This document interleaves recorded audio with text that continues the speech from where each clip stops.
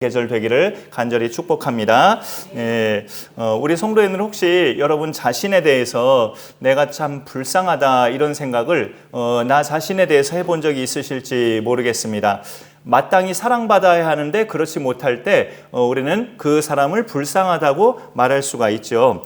결혼한 여인은 남편에게 사랑받고 살아가는 것이 마땅한 건데 그렇지 못하다면 그 여인은 불쌍하다고 말을 할 수 있어요.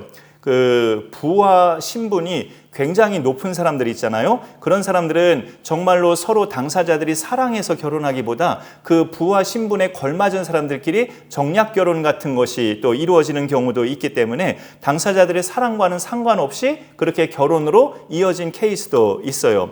누구의 부인 하면 굉장히 그 화려한 타이틀과 풍족한 삶은 그에게 주어졌어도 남편의 사랑은 받지 못한다. 그거는 찐 행복이라고 말할 수는 없죠.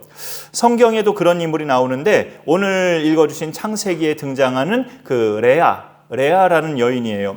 야곱의, 이게 좀 말이 그렇지만 야곱의 두 부인 중에 첫 번째 부인이 레아인데 이게 또 말이 또 그렇지만 그 두 명의 부인은 자매지간이에요. 친자매. 레아, 라헬 이렇게 두 자매가 한 남자의 부인들이 된 거예요. 그 아버지가 그렇게 엮어줘가지고 창세기만 해도 우리가 이런 배경을 이해하는 게 좋을 것 같아요. 창세기 시대만 해도 아직 세계 인류가 많이 번성한 때가 아니고 나라들이 많이 이렇게 만들어진 때가 아니라서 친척 간의 결혼이 빈번했다. 이렇게 이해하셔도 좋을 것 같습니다. 야곱이 이 외삼촌 집 라반에 가서 이제 그 외삼촌이 장인어른이 된 거죠. 말하자면 그 전에 자기 형 에서와 연세가 드신 아버지를 속여서 장자의 축복을 가로채는 사건이 있었죠. 화가 극에 달한 그 형 에서의 눈을 피해서 이제 어머니가 외삼촌 집에 며칠간만 가 있으라 한 것이 20년 동안을 그렇게 가 있게 된 거예요. 거기서 이 야곱이 그래도 한눈에 확 들어온 딸이 있었어요. 그 라반의 둘째 딸 라헬, 영어로 레이첼 그렇게 부르죠. 그 라헬이 눈에 꽂혔는데 외삼촌은 큰 딸을 먼저 야곱에게 줍니다. 우리 지방에서 동생을 먼저 시집가게 하는 일이 없다 하면서 큰 딸을 레아를 먼저 주죠. 그 순간에 야곱은 이런 느낌을 받았을 거예요. 아, 내가 차남인데 아버지의 눈을 속여서 장남인 척하고 그 장남의 축복권을 받았던 그 속임당하는 아버지의 기분이 이런 기분이었겠구나 라고 자기가 어떤 그 체험을 하나님께서 하시는 것을 느꼈을 거란 말이죠. 그래서 그 라헬인 줄 알았더니 아침에 눈 뜨고 보니까 함께 잠자리에 든 여자가 그의 언니 레아였던 거예요. 아, 내 아버지가 나를 에서인 줄 알고 마음껏 축복했던 그 속임당한 기분이 이런 기분이었겠구나라는 것을 야곱이 처절하게 느끼게 되는 거죠. 하지만 결국 라헬을 더 사랑하는 걸 그의 장인도 인정하면서 라헬도 부인으로 똑같이 야곱에게 준 거예요. 그런데 이 야곱은 계속 라헬만 사랑하고 그 먼저 부인되었던 레아는 거들떠보지도 않는 겁니다. 오늘 말씀을 쭉 보시면 이런 경우가 이제 그 당사자는 불쌍하다 그렇게 우리가 볼 수 있어요.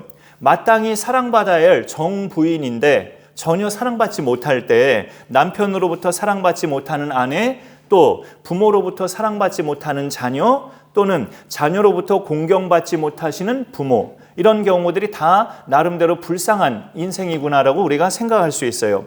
근데 더 나아가서 불쌍하다 못해 안쓰럽게 보이는 거는 어떻게든 사랑받으려고 몸부림치는 그런 모습을 또 당사자가 보일 때 그 경우는 진짜 불쌍하다 못해 안쓰럽기까지 한 그런 모습이다라고 우리가 생각할 수 있습니다. 레아의 행동이 또 그와 같은 모습으로 불쌍하다 못해 참 안쓰럽다 이렇게까지 느껴져요. 어떻게든 남편 사랑 받아보려고 애쓰지만 꿈쩍도 안 하는 남편을 보면서 결국 이 여인은 결단을 해요. 시선을 남편에게서 하나님께로 돌립니다. 남편에게서 하나님께로 돌려요. 신앙생활은 시선을 하나님께 고정시키는 거예요.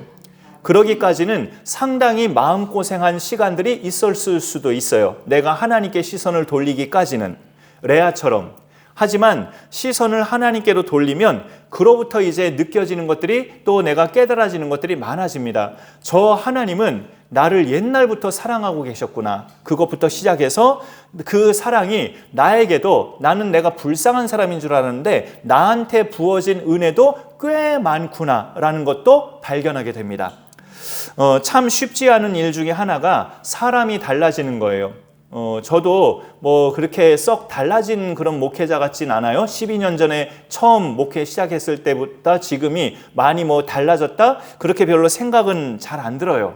물론 예수 믿으면 달라지는 게 근본적으로 있어요. 우리가 예수 믿고 나서 하나님께서 주신 선물들에 대해서는 분명히 달라진 상태예요. 우리는 냉철하게 말해서 내가 의지적으로 어떤 말씀대로 살고자 하는 내 삶의 모습이 달라졌다기보다 우리의 신분, 우리의 소속, 또 우리가 장차 영원히 살게 될 곳, 이런 점들이 달라진 거예요.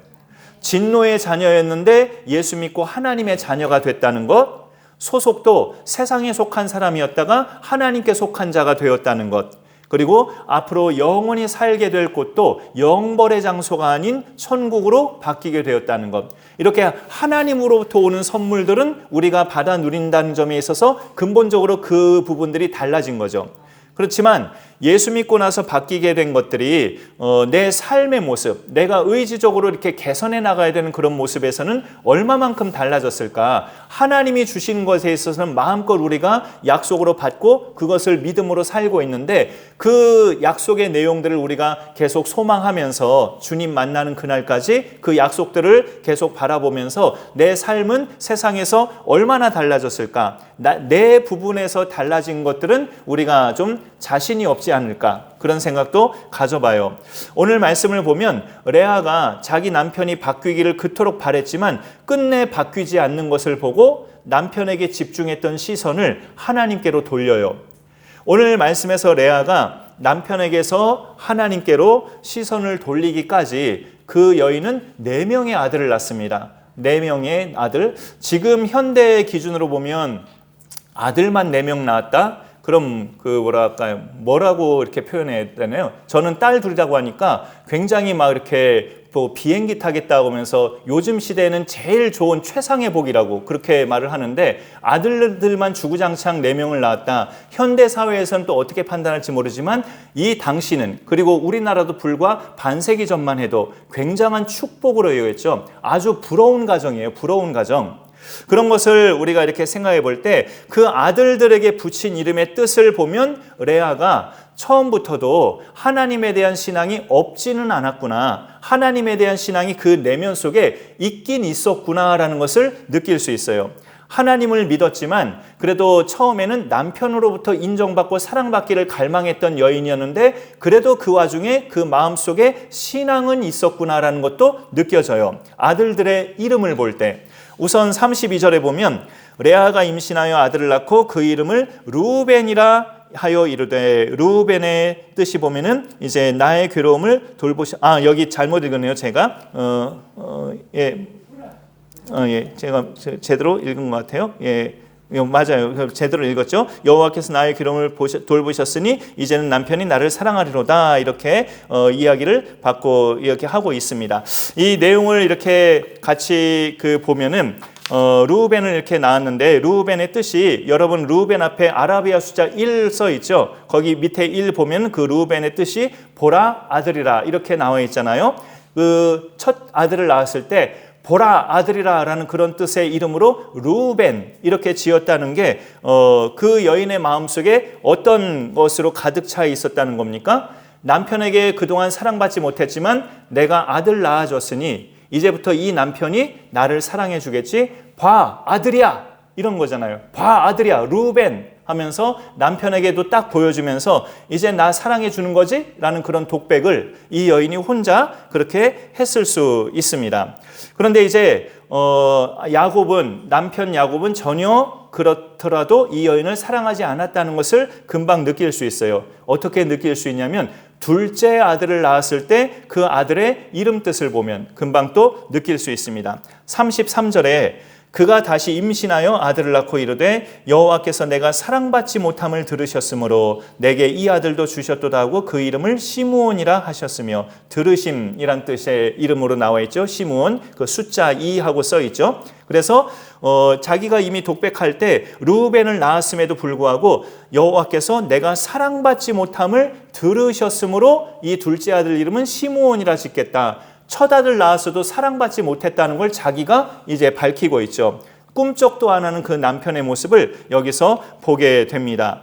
그러면은 남편 입장에서 생각해 볼 때 비록 내가 이제까지 이 여인을 사랑하지 않았다 할지라도 이렇게 아들을 둘씩이나 낳은 여인이라면 사랑하는 마음이 조금이라도 좀 싹트는 게 상식적인 모습이 아닐까요? 그런데 야곱은 이렇게 하나님을 믿는 가정에서 자란 아들이라는 게 무색할 정도로 자기에게 두 아들을 낳아준 여인을 전혀 눈을 그 여인에게 향하거나 마음을 향하거나 하지를 않아요. 셋째 아들을 낳고 그에게 지어준 이름을 보면 여전히 야곱은 꿈쩍도 안 했구나라는 걸 알 수 있습니다. 34절에 셋째 아들을 이는데 그가 또 임신하여 아들을 낳고 이르되 내가 그에게 새 아들을 낳았으니 내 남편이 지금부터 나와 연합하리로다 하여 그 셋째 아들 이름을 레위라 지었대요. 레위의 이름이 연합함이란 뜻이라고 합니다. 그러니까 세 번째 아들을 낳았을 때는 드디어 내가 아들을 셋까지 낳았으니 이제 남편이 나하고 연합해 주겠지라는 그런 기대감을 갖고 그 셋째 아들 이름을 레위라고 지었다는 거예요. 그러니까 어찌 보면은 그 동생 라헬도 남편의 부인이잖아요. 부인이 둘이었으니까 자기 동생은 아직도 자식 하나 못 낳은 여자로 지금 이렇게 살고 있는데 나는 남편을 위해서 아들을 셋씩이나 낳았으니까 이제 내가 남편과 연합할 수 있겠지? 남편이 나를 사랑해 주겠지? 라고 기대감으로 그렇게 레위라고 셋째 아들 이름을 지었는데 그가 남편의 사랑을 얼마나 목말라 했는가를 이 이름들 통해서 우리가 볼 수가 있어요. 그런데 야곱의 마음은 레아 쪽으로 이제 향했을까요? 이렇게 아들을 셋씩이나 낳았지만 그 남편은 여전히 자기가 첫눈에 꽂혔던 라헬만 쳐다보고 있었어요. 넷째 아들의 이름을 통해서 알 수 있습니다. 레아가 네 번째로 아들을 낳았을 때 이제 드디어 그게 마지막 절인데요. 35절. 그가 또 임신하여 아들을 낳고 이르되 내가 이제는 여호와를 찬송하리로다 하고 이로 말미암아 그가 그의 이름을 유다라 하였고 그의 출산이 멈추었더라라고 되어 있습니다. 넷째 아들을 낳고서 내가 이제 하나님을 찬송하리라. 그렇게 신앙적인 결단의 모습을 보이고 있어요. 넷째 아들의 이름 유다가 이렇게 보면 찬송함이라고 그 4번 밑에 여러분의 성경에도 그렇게 나와 있죠.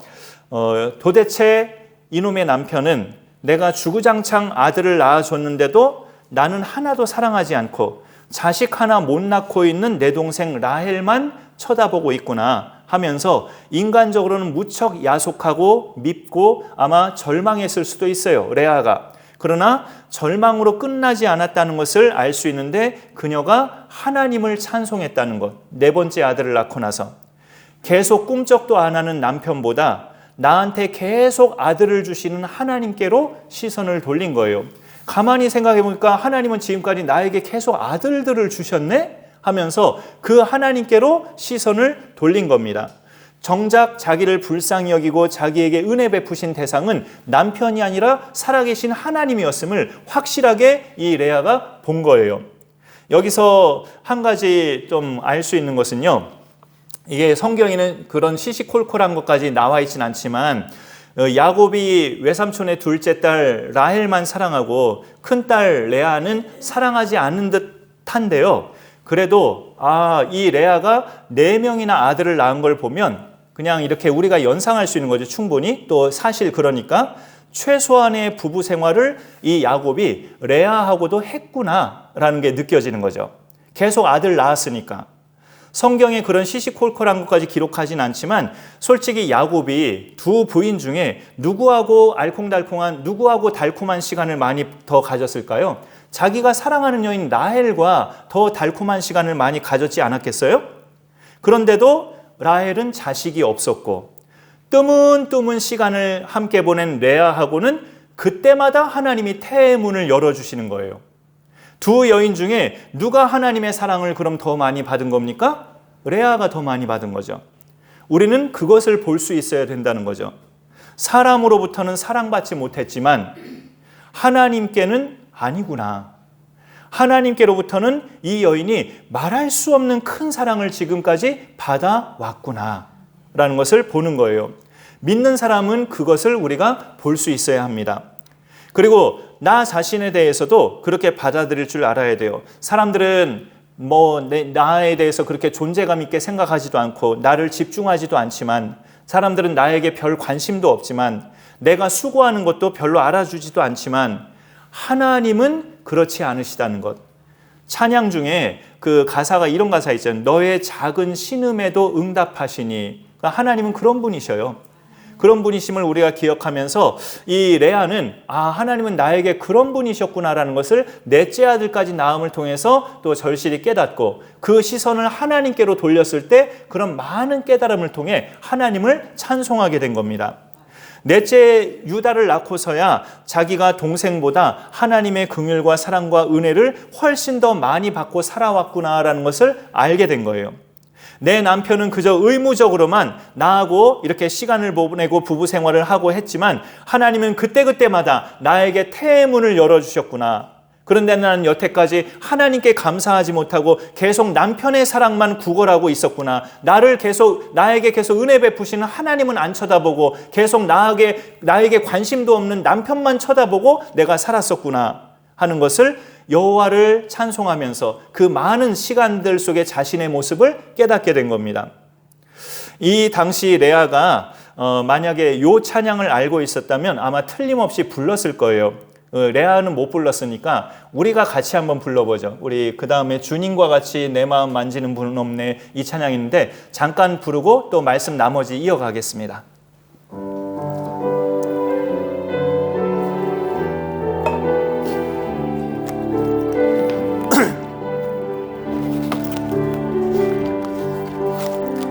주님과 같이 내 마음 만지는 분은 없네. 오랜 세월 찾아 난 알았네. 내겐 주밖에 없네. 다시 한번 합니다. 주님과 같이 내 마음 만지는 분은 없네. 오랜 세월 찾아 난 알았네. 내겐 주밖에 없네. 주잡이 강같이 흐르고 주 손길 치료하네. 고통받는 자녀 품으시니 주밖에 없네. 주님과 같이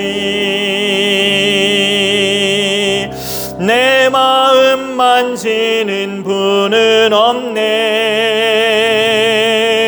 오랜 세월 찾아 난 알았네. 내겐 주밖에 없네. 오랜 세월 찾아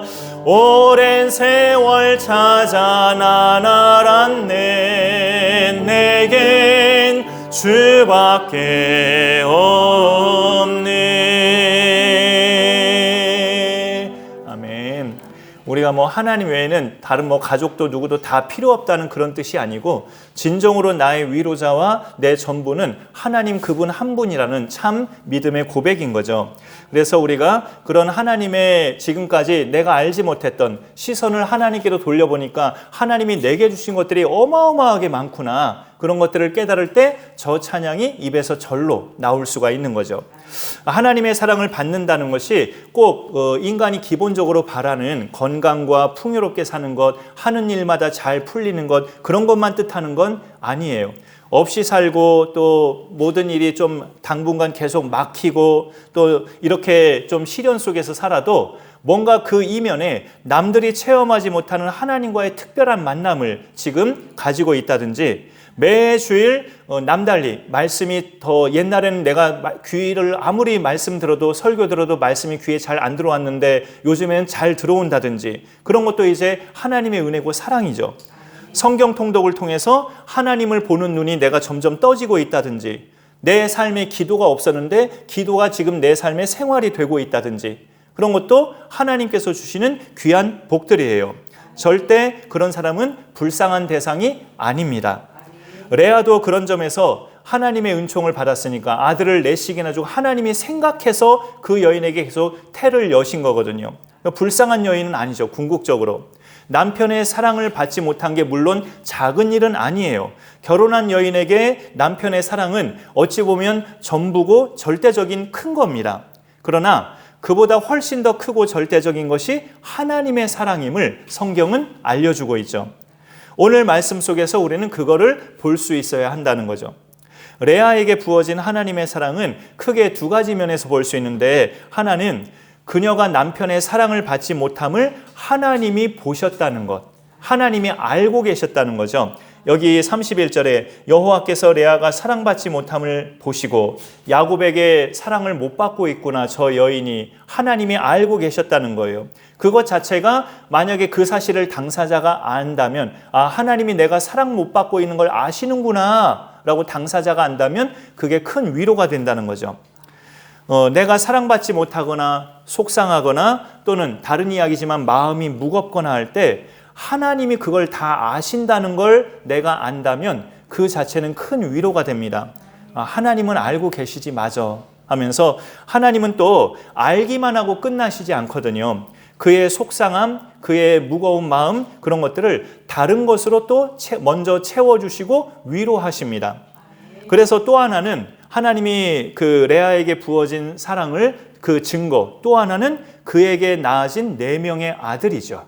이게 결정적인 증거죠. 라헬은 아직까지 한 명도 자식을 못 낳고 태의 문이 열리지 않고 있는데 레아는 벌써 이렇게 4명의 아들까지 낳았으니 그 자식의 선물 자체가 하나님이 그 여인에게 베푸신 사랑이에요. 나중에 또 오늘은 본문은 29장에 국한되어 있지만 더 뒷장에 가보면 그 레아가 또 2 아들을 더 낳아요. 이사갈, 스불론, 그 다음에 딸 디나 이렇게 해서 총 성경의 기록만 해도 6남 1녀를 낳아요. 야곱 전체는 12아들을 낳았지만 그 중에서 레아를 통해서는 그 중에 절반 6명의 아들을 레아가 낳는다고요. 다른 어떤 것보다도 하나님이 알고 계시다는 게 큰 위로입니다. 너 지금 남편의 사랑을 못 받고 있구나. 너 지금 이렇게 홀로 외로운 싸움을 하고 있구나. 하나님이 아신다는 게 일단 큰 힘이 된다고요. 어느 교회나 교회를 위해서 참 헌신하고 섬기는 분들이 있는데 또 어느 교회나 그 퍼센테이지는 많지 않다는 게 공통점입니다. 그 헌신자들이 분명히 있지만 그게 다수가 아니라 소수라는 게 또 공통점이에요. 그러면 때로 사람인지라 그렇게 남달리 헌신하고 섬기는 당사자들은 때로는 좀 내가 이렇게까지 하는데 다수의 다른 지체들이 또는 목사님이 좀 인정해주고 칭찬도 좀 해주고 그러면 좋겠는데 왜 저렇게 아무 말들이 없지? 이런 야속함이나 서운함이 생길 수 있어요. 사람이기 때문에. 내가 이렇게 헌신하고 봉사하는데 나를 좀 칭찬해주면 내가 더 그냥 달리는 말에 채찍질 하듯이 더 내가 잘 달릴 수 있을 것 같은데 왜 이렇게 아무런 말들이 없지? 나에게 박수를 좀 보내주면 나에게 수고했다는 말 한마디를 해준다면 내가 더 힘이 나고 신날 텐데 사람들이 전혀 그런 반응을 보이지 않을 때 그게 나로서는 서운할 수 있다고요. 그런데 이거는 좀 다른 이야기고 좀 분위기를 전환시키는 건데 만약에 내가 그런 생각 자체를 전혀 안 하고 있다면 서운함도 안 생기죠, 사실은. 그런 생각 자체를 내가 안 하고 있다면 그런 생각을 조금이라도 하게 된다면 서운함이 생길 수 있지만 그런 생각 자체를 안 하고 있다면 서운함의 여지도 나오지 않게 돼요. 어떻게 하는 것이 해결책일까요? 그런 생각의 여지 자체가 나오지 않는 것. 시선을 하나님께 두면서 헌신하고 섬기면 되는 거죠. 내 시선을 하나님께만 두고 하나님은 다 아시니까 하나님께로 돌리면 하나님께서 수고하는 나에게 마음의 위로와 또 내게 필요한 어떤 적절한 것들로 그렇게 큰 힘이 되시고 은혜를 베푸셔요. 하나님 눈에 보이지도 않는데 하나님께 시선을 돌린다는 게 뭔 말인데요 도대체? 라고 그게 와닿지 않는 분이 오늘 참석한 분들 중에는 별로 그렇게 안 계실 것 같아요. 성경을 우리가 그래서 통독하는 게 중요해요. 하나님을 만나려면 그분의 말씀 속으로 들어가야 합니다. 창세기, 출애굽기 말씀 속으로 계속 들어가면서 하나님께서 그 당시 믿음의 사람들한테 하셨던 말씀을 내가 읽고 이 말씀이 뭘까, 무슨 뜻일까 생각해보고 그 말씀을 믿고 그 말씀을 주신 하나님 때문에 근심 걱정들 내려놓고 그렇게 시선을 그런 것들이 그런 결단과 그런 믿음 생활이 시선을 하나님께 돌리는 거예요. 출애굽기 이제